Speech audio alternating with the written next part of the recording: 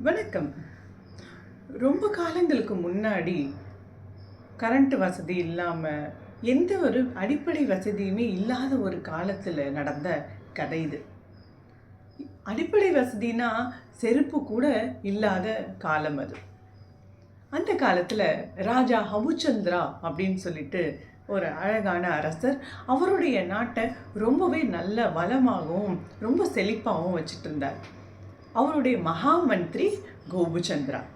இந்த 2 பேரும் அந்த நாட்டை ரொம்பவே நல்லா பார்த்துட்டு இருந்தாங்க. அப்படி ஒரு காலத்தில் இந்த ராஜாவுக்கு என்ன ஒரு பழக்கம் அப்படின்னா, ராஜாவுக்கு மாதம் ஒரு முறையாவது கண்டிப்பாக நகர்வலம் போயே ஆகணும். சரி, நகர்வலம் போகிறது இயல்பு தானே, எல்லா ராஜாவும் போவாங்க அப்படி தானே நினைக்கிறோம் நம்ம. அது அப்படி இல்லை. இந்த ராஜா என்ன அப்படின்னா, இந்த ராஜாவுக்கு நடந்தே தான் போகணும். நடந்து போனாதான் எல்லா மக்களையும் பார்க்க முடியும், எல்லாரோடையும் பழக முடியுங்கிறது அவருடைய எண்ணம். அதனால நடந்தே தான் போவார். அப்படி ஒரு நாள் ராஜா தயாராயிட்டாரு, மகாமந்திரியும் தயாராயிட்டாங்க. நகர்வலத்துக்கு எல்லாரும் போக ஆரம்பிச்சிட்டாங்க. ராஜா மட்டும் போவாங்களா? சுற்றி படையோடு எல்லாரும் ஆரவாரத்தோடு கிளம்புறாங்க. போயிட்டே இருக்காரு. எல்லாரையும் பார்த்துட்டு கடைசியாக வந்து தன்னுடைய அரண்மனையில் உட்கார்றாரு. உட்காந்து காலை நீட்டி போட்டு அப்பாடா அப்படி உட்கார்ற சமயம், ஐயோ, ராஜாவாலே தாங்க முடியாத ஒரு துர்நாற்றம் அவருடைய கால்கள்லேருந்து வர ஆரம்பிச்சிச்சு.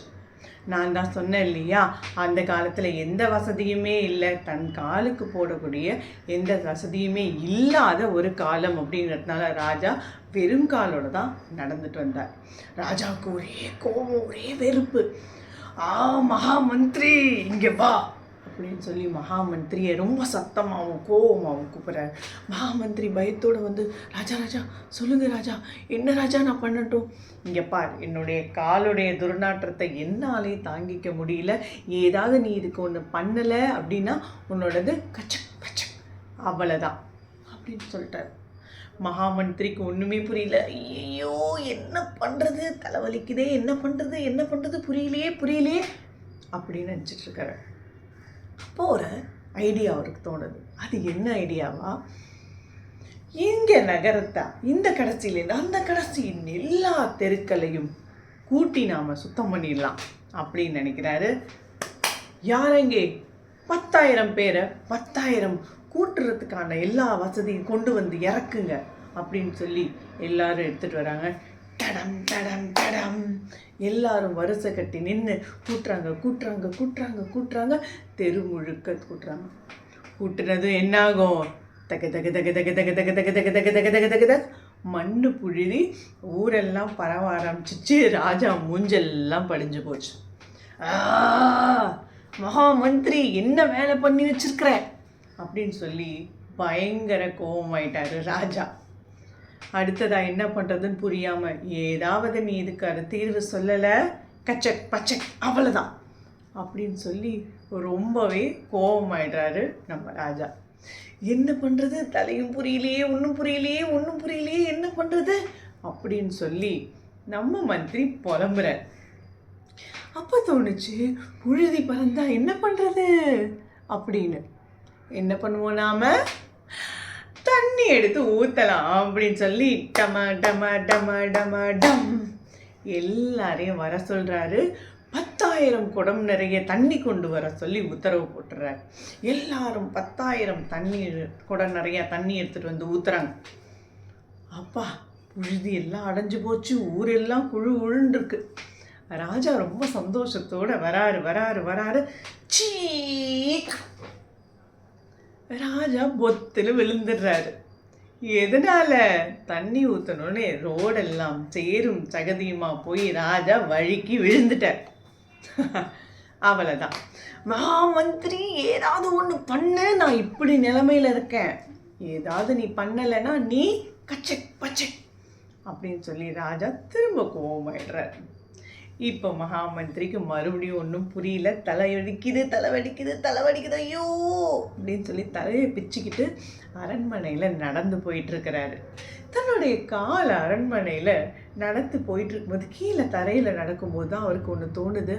ஆஹா, இந்த இடம் எவ்வளோ வள வளன்னு இருக்கே, என்ன காரணம் அப்படின்னு பார்க்கும்போது தான் அவருக்கு தெரியுது, அந்த விரிப்பானது அவ்வளோ ஒரு ஸ்மூத்தாக, அவ்வளோ சாஃப்டாக, நடக்கவே ஆசையாக இருக்குது அப்படின்னு.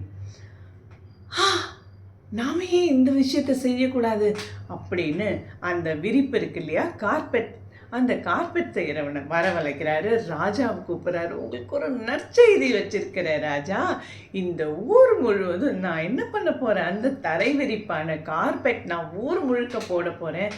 அதில் ரொம்ப ரொம்ப ரொம்ப ஃபேமஸான ஆள் இவர் தான் அப்படின்னு சொல்லி அவனை கூப்பிட்டு வந்தோடனே ராஜாவும் சரி வா பண்ணி பார்க்கலாம் அப்படின்னு சொல்லிடுறார். அவர் சொல்லிக்கிட்டு இருக்கும்போதே வயசான ஒரு முதியவர் வந்து நிற்கிறார். ராஜா, உங்கள்கிட்ட ஒரு செய்தி சொல்லலாமா அப்படின்னு கேட்குறாரு. சொல்ல. இல்லை, நீங்கள் தப்பாக நினைக்கலனா இதை செஞ்சு பார்க்கலாம்.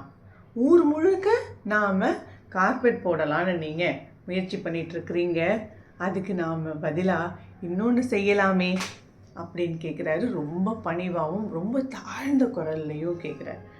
ராஜாவுக்கு ஒன்றுமே புரியல. எல்லாரும் யோசிக்கிறாங்க, இந்த கிழவனால் என்ன செய்ய முடிஞ்சிடும், அப்படி என்ன செய்யலான்னு சொல்கிற, தைரியமாக சொல்லு, என்னன்னு சொல்லு அப்படின்னு சொல்கிறார். அப்போ சொல்கிறாரு, ராஜா, ஊர் முழுக்க நாம் அந்த கார்பெட்டை விரிக்கிறதுக்கு அழகான நல்ல தோள்களால் செய்யப்பட்ட ஒரு பாத அணிகலனை உங்களுக்கு ஏன் நான் போடக்கூடாது அப்படின்னு சொல்கிறாரு. அப்போ தான் எல்லாருக்குமே தோணுது, ராஜாவுக்கு நல்ல ஒரு லெதரில் செய்யப்பட்ட பட்டால் நெய்யப்பட்ட ஒரு ஷூ செஞ்சு அவர் காலில் மாட்டி விட்டுறலாம் அப்படின்னு சொல்லி செஞ்சு அவர் காலில் மாட்டி விட்டுறாங்க. பார்த்தீங்களா, this is the first pair of shoe அப்படின்னு சொல்லிட்டு நம்மளுடைய பழங்கால கதைகள் சொல்லுது. பாருங்க, அவருடைய எக்ஸ்பீரியன்ஸ் ஆனது எந்த அளவுக்கு நமக்கு அப்பேற்பட்ட ராஜா கூட உதவி இருக்கு. This is the story about the first pair of shoes.